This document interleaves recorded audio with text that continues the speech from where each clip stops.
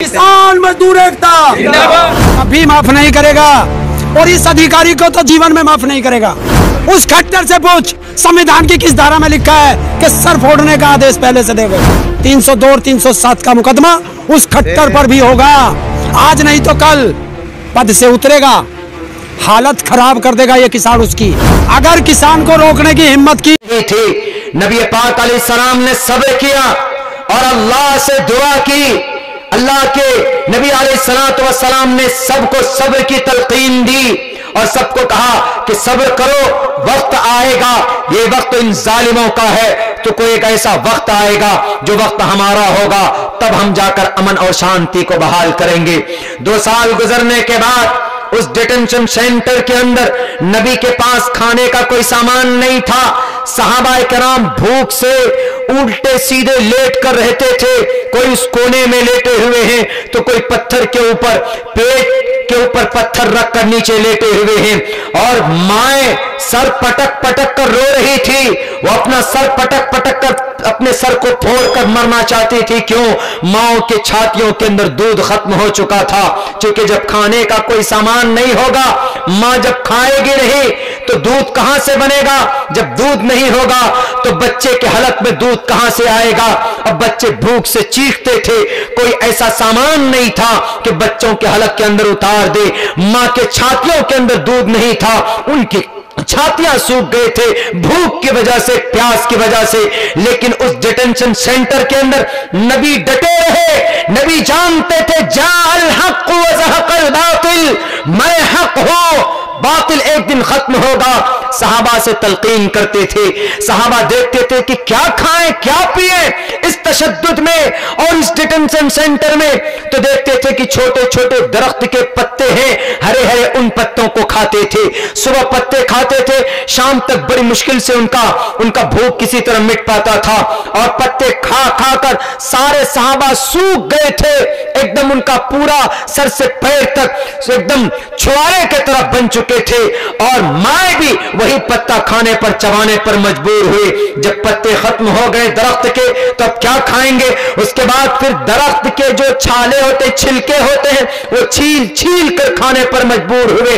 ये उस वक्त के डिटेंशन सेंटर की हालत है। लेकिन नबी तब भी सब्र की तलकीन करते रहे। 3 साल तक का जमाना गुजर गया, 3 साल तक का जमाना गुजरा। सहाबाए कराम दर्द से तड़पते बिलखते थे। वो सहाबी थे, अल्लाह चाहते तो मदद कर सकते थे, लेकिन हमारी कौम को अल्लाह तबारक व तआला पैगाम देना चाहते थे। अल्लाह जानता था कि 1450 साल के बाद आसाम के मुसलमानों के ऊपर डिटेंशन का यह कहर आएगा। हिंदुस्तान के मुसलमानों पर जालिम बादशाह के जरिए से पूरी दुनिया के मुसलमानों के ऊपर भी जालिम बादशाह के ऊपर से डिटेंशन सेंटर के अंदर डाला जा सकता है। तो इसलिए ताकि वो मिसाल बने 1450 साल बाद में आने वाली कौम के लिए कि लोगों घबराना मत, किसी भी जालिम बादशाह के जुल्म तशद्दुद से किसी से भी घबराने की जरूरत नहीं है। अल्लाह की जात पर भरोसा रखना, अल्लाह की वहदानियत पर डटे रहना और जालिमों का मुकाबला करते रहना। जिस जमाने में जो तरीका हो, उस जमाने में तरीका था। नबी पाक अलैहिस्सलाम का मुआदा हुआ था कि हाँ ठीक है, हम कहीं पर बाहर नहीं जाएंगे। 3 साल के बाद वो जो मुआदा लिखा गया था कि नबी का बायकाट किया गया, इनको डिटेंशन सेंटर में डाला गया है, एनआरसी में इनका नाम नहीं, तो वो जो मुआदा बना था उस रजिस्टर को अल्लाह के भेजे हुए कीड़ों ने खा लिया था। वो जो लिखा हुआ था कि इनका नाम एनआरसी में नहीं है, यानी इनसे मुकम्मल बायकाट किया जाए। तो अल्लाह के नबी अलैहिस्सलातु वस्सलाम ने जब देखा कि वो जो मुआदा लिखा हुआ है, वो जो एक एग्रीमेंट बना था वो लिखा हुआ है, वो बिल्कुल खत्म हो चुका है। तो आप अलैहिस्सलातु वस्सलाम फिर 3 साल के बाद उस शैब अबी तालिब से बाहर आए। तब जाकर सहाबाए कराम हिजरत करके मदीना गए। 10 साल तक मदीने में रहे, पूरी ताकत आई, पूरी हुकूमत आई और सीएम बने, पीएम भी बने और पूरी फौज आपके पास थी। आप फौज को लेकर के आए। फौज को लेकर कहां आए? अपने घर दोबारा अपने शहर के अंदर आए, जहां पर इनको नागरिकता साबित करने में नाकाम रहे थे। घोषित करके इनको डिटेंशन सेंटर के अंदर भेजा गया था कि ये घुसपैठिए हैं, घुसपैठिए बनाकर पेश किया गया था। नबी आए, आने के बाद आप चाहते तो उस वक्त के एक एक जालिम को चुन चुन कर उनके हाथ पैर काटते, उनका सर फोड़ते, लेकिन नहीं, नबी ने कहा कि प्यारे सहाबा, तुम आज इंतकाम की बात कर रहे हो, आज ताकत हमारे पास है।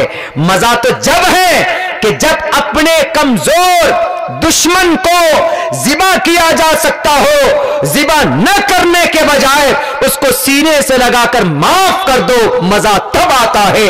आप अलैहिस्सलातु वस्सलाम ने अपने पिछले तमाम दुश्मनों को गले से लगा करके कहा कि जाओ, तुमने 13 साल पहले शहबा अबी तालिब में बीबी सुमैया के जिस्म के टुकड़े किए थे मक्का के सरजमीन पर, हजरत बिलाल हबशी को तड़पा कर मारा था, हजरत जुबैर की आंखें तुमने निकाली थी, हजरत उम्मे अम्मारा के जिस्म के अंदर 90 जख्म तुमने दिए थे। जाओ, आज तुम सबको मैं माफ करता हूं। क्यों? मैं इस धरती का अमन और शांति, पूरी दुनिया का मैं अमन वाला प्राइम मिनिस्टर हूं, पूरी दुनिया का, इसलिए कि अल्लाह ने मुझे पूरी दुनिया के लिए रहमत बनाकर भेजा।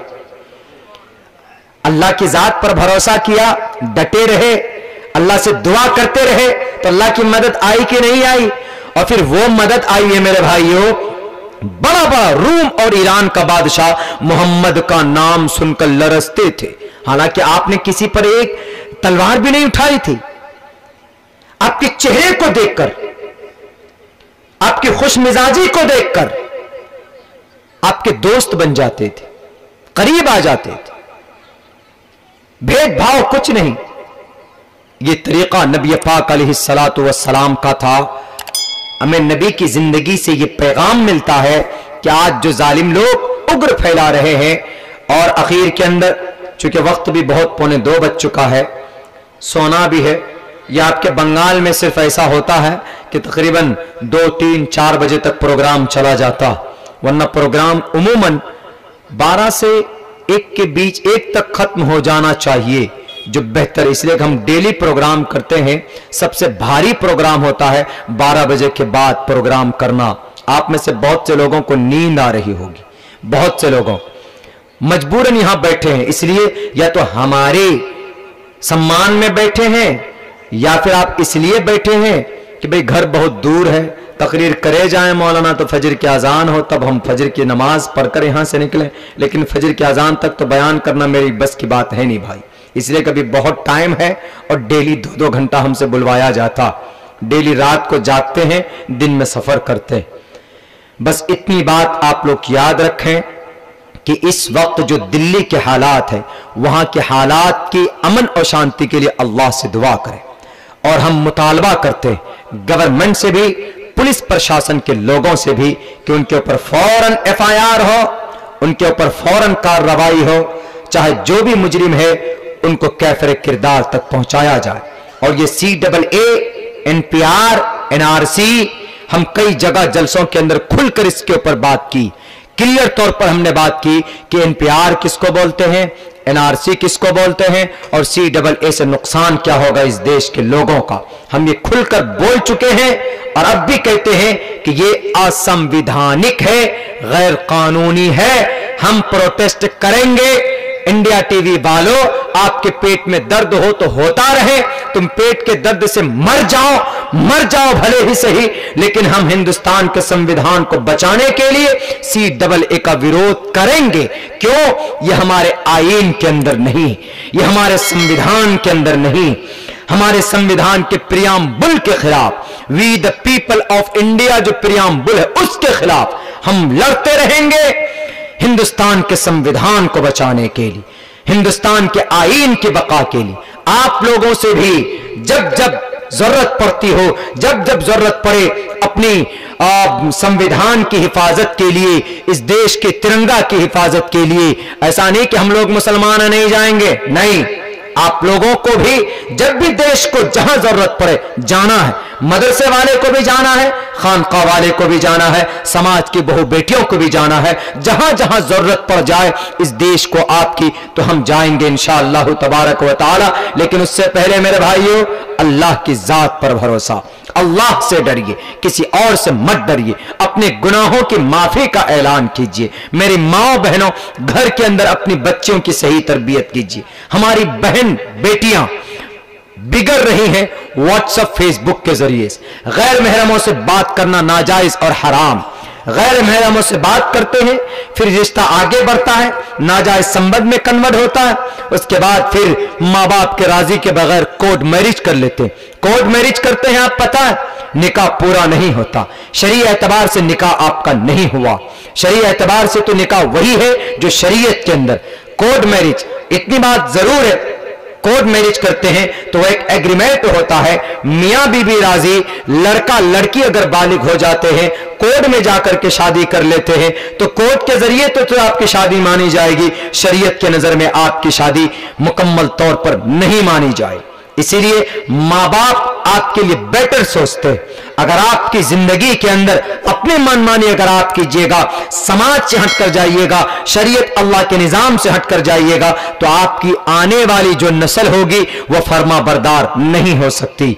इसीलिए माओ और बहनों, माओ से खुसूसन गुजारिश है कि अपनी बच्चियों के ऊपर, अपनी बेटियों के ऊपर खास तौर पर निगरानी रखिए।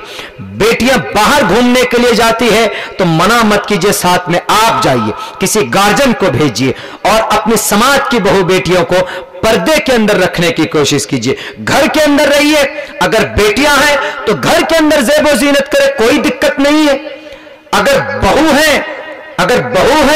अगर वाइफ है, बीवी है, अपने शौहर के लिए आप लगाइए ना खूब जम करके, आप करोड़ों रुपए का आप